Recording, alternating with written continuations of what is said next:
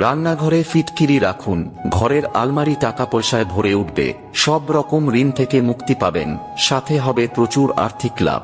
সঠিক নিয়মটি কি সেটা জানার আগে যারা মন থেকে বিশ্বাস করেন বিপদে পড়লে রক্ষা করবেন প্রভু শ্রীরাম, তারা লাইক করে কমেন্টে জয় শ্রীরাম লিখে দিন।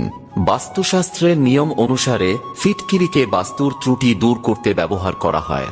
তারই মধ্যে মূল দুটি প্রতিকার হলো, নাম্বার 1, যদি আপনার অনেক ঋণ থেকে থাকে তাহলে তার থেকে মুক্তি পেতে একটি আম পাতায় সামান্য সিঁদুর ও সামান্য ফটকিরি দিয়ে বেঁধে একটি পুটলির মতো তৈরি করুন। তারপর সন্ধ্যায় সকলের নজরের আড়ালে সেটিকে কোনো অশ্বত্থ গাছের নিচে মাটিতে পুঁতে দিন। এই প্রতিকারটি ক্রমাগত 3 বুধবার করতে পারলে এর কৌশলে আপনার সমস্ত ঋণ মুছে যাবে। নাম্বার 2, একটি কালো কাপড়ে সামান্য ফিটকিরি বেঁধে ব্যবসা বা দোকানের প্রধান প্রবেশদ্বারে ঝুলিয়ে রাখলে মা লক্ষ্মী সর্বদা সেই স্থানেই সহায় থাকেন, ফলে সেখানে ধন সম্পদের বৃষ্টি হয়।